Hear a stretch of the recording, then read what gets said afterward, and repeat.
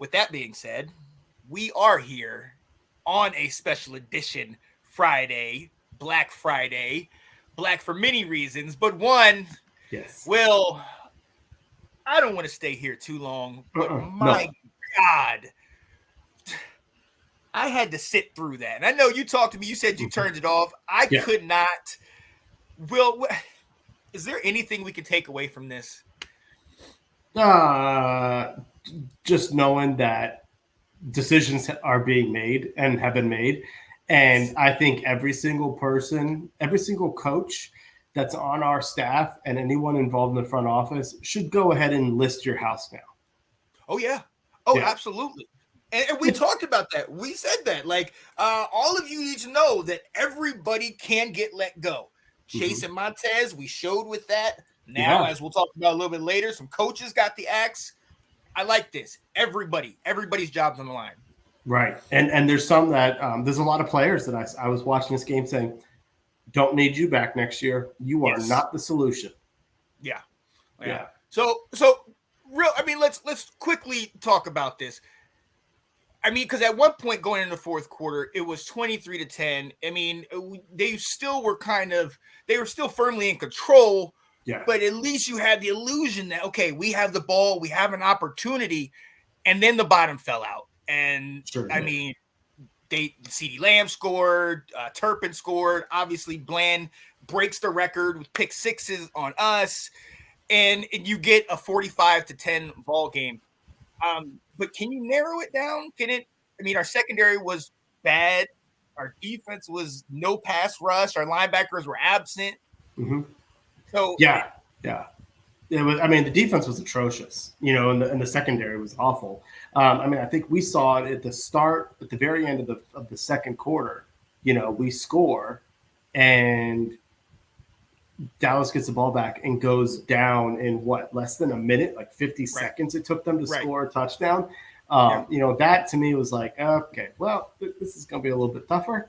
Our defense really just can't do anything.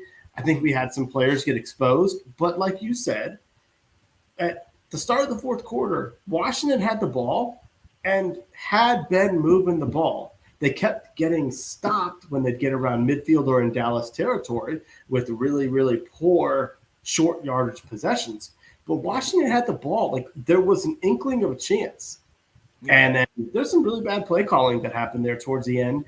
And the bottom fell out. But if you look at some of these stats prior to garbage time, I mean, if Sam Howell throws for 300 yards, if our top three receivers catch over 200 yards worth of passes, and our running backs run for more than 100 yards collectively, you'd be thinking we're in pretty good shape. Right. And then everything fell apart in those last 15 minutes. Yeah, and that I think that is one of the parts that is more frustrating, is that we know of the woes on our defense, but the fact that, like you said, our offense was moving. Curtis Samuel had himself a day with 9 receptions for 100 yards. Our ground game with Brian Robinson was starting to pick up. We were moving the ball, and I remember, I think I either texted you or I texted Ben. Shout out to Ben who's watching, and I said honestly, that first drive, when we're driving down after they score, we had an opportunity to get the touchdown. Obviously, we don't get the first down. We have to kick the field goal. And my first thought was, we cannot trade field goals for touchdowns with the Cowboys. Yes. They are going to be efficient. Even though we held them to 20 points in the first half, and I'll even exclude that last touchdown, because even when it was 14-10, right after we scored, that was my same thought was, oh, there's too much time on the clock. Yeah. They can go right down on us in a 2-minute drill and it won't even be a problem. So that upset me, because I knew once they scored, we're not going to be able to go tit for tat with these guys. Right. And it was frustrating, because there were some bright spots, at least offensively. But like you said, the play calling from EB, 1 minute is good, and then the next minute you're at 3rd and 1, and we're gonna sit in the shotgun. So explain it to me, because to me, you're doing great. You're putting Sam in good situation. He's hitting the flats. He's getting the ball out of his hands. Bop, bop. He's doing all the things he needs to do. Like you said, 300 yards. But then It's like the simplest of plays, and we have to make it so difficult. Like, Right. what's going on with that, man? No, it's a great question, and we even have Marcus. Yeah, this what he asked about it, and I think I'm going scheme here because we had multiple instances when it was 3rd and 1, 4th and 1. Then the next drive, it was like 3rd and 2, where we could move the ball and we couldn't get 2-3 yards. Right. We couldn't get a yard. And while I understand that our offensive line is bad, but we can't consistently rely on them. But if it's already late in November and you don't have 3 or 4 these are my money plays when we need a couple yards, whether you need a yard or 3 yards, quick slants to Terry. If you don't have certain plays developed that you can go to, and instead your call on 3rd and 1 is a fade that your quarterback throws it 30 yards in the air. Right. Where's Nathan's? I can't defend that. Right. I can't defend that. What do you want me to say to that? Yeah.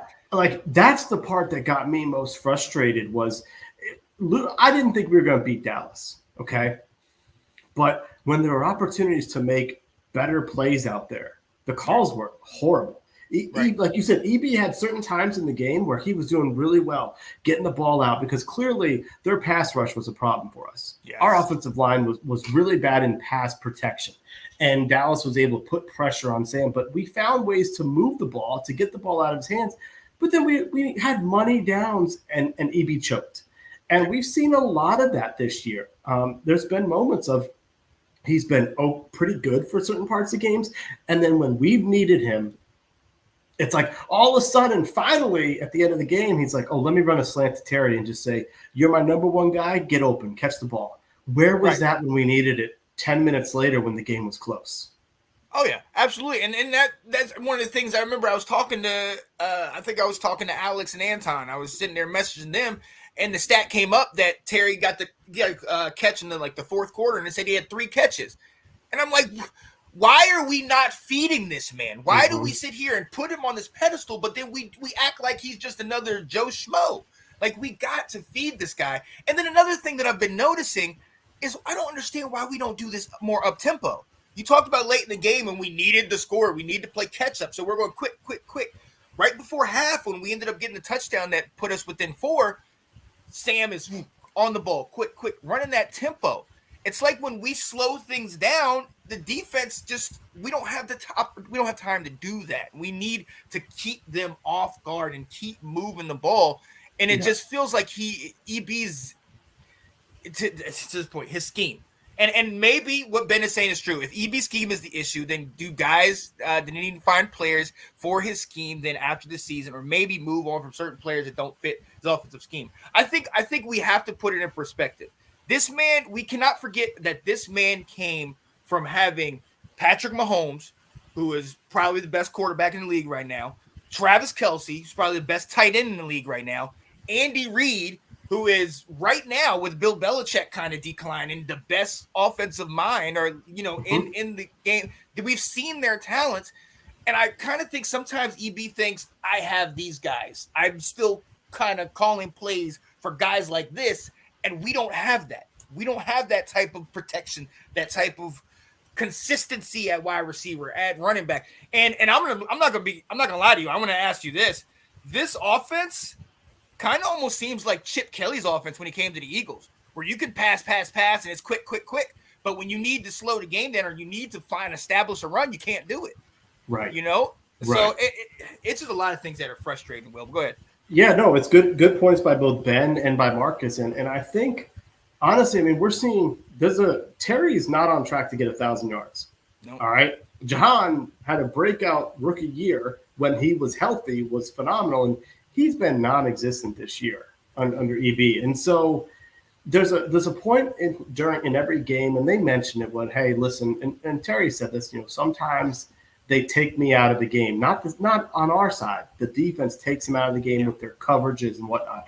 And that's going to open up other players. And we know that. And if that was happening, if we were getting explosive plays like that because somebody else is open, then we would. But EB is a better offensive coordinator than Scott Turner. Yep. But Scott Turner found better ways to utilize our weapons. and than he has. And that's what has me really, really surprised on it. So I've really soured on EB. And one of the things that stats come up lately that shows the lack of separation that our receivers have. That so often when they're catching the ball, the DBs are around them. He's not finding ways to get these guys wide open to where they're getting a bunch of yak or they're just wide open in the end zone, like we saw at some of Dallas's receivers. That's problematic.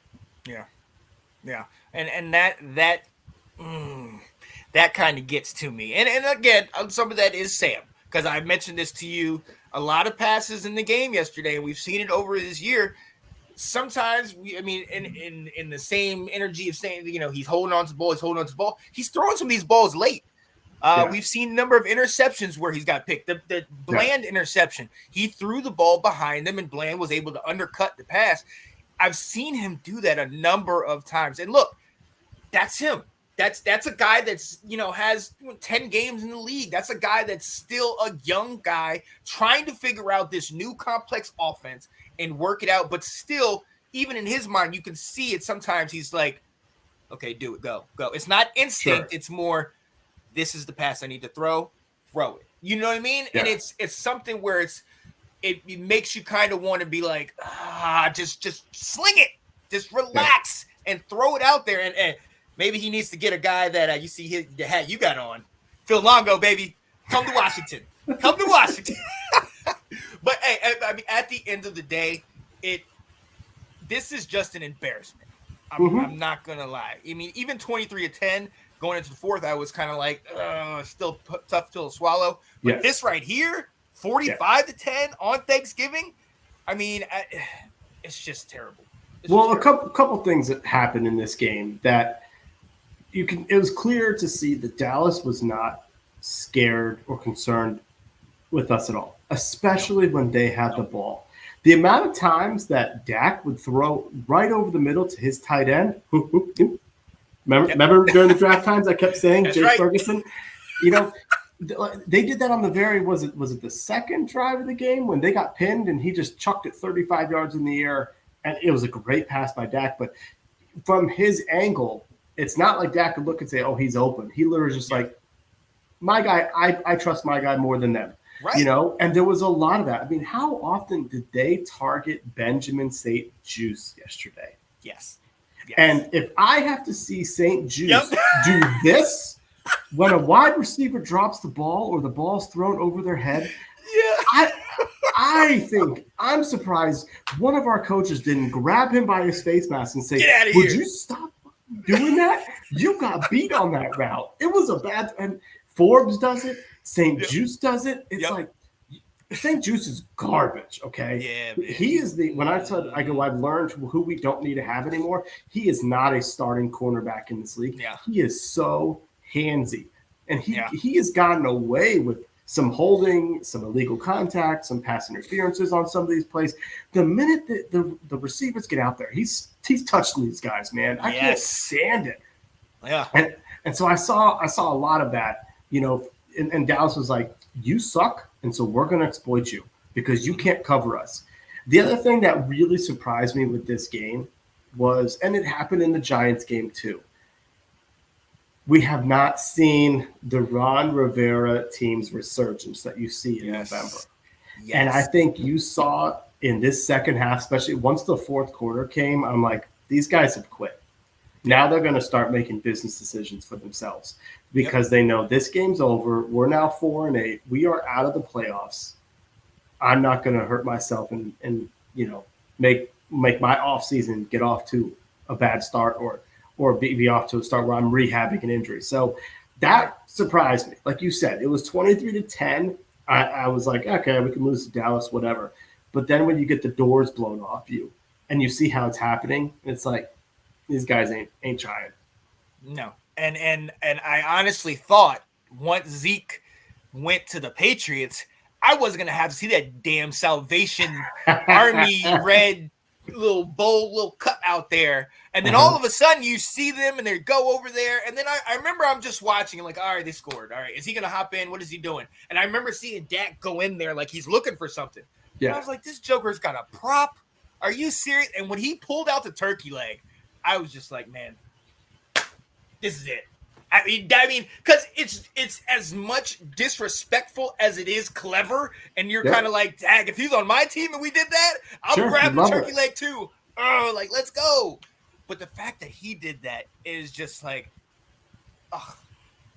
it was just the end. And I mean, and to your point, I am so sorry, guys. Yeah, thank you. To your point, it from the very beginning, I mean, I think Dak and them knew they had us. I think one of like the first plays, CD was wide open deep, and he just overthrew him. Yes. The next play, he had the guy on, I think either a post or something deep, and he just overthrew him too. Like, and to the point you were talking about, going to Ferguson. Ferguson had a guy under, I think Mayo underneath. He had a safety over top, and still Dak had so much confidence that he put it right over into his hands. And you see those passes, you're just like, here we go. Here we go. Hey, Detroit lost the past 7 turkey, but well, yeah, I'm sorry about that. Is that cat? I think it might be. I think it might be.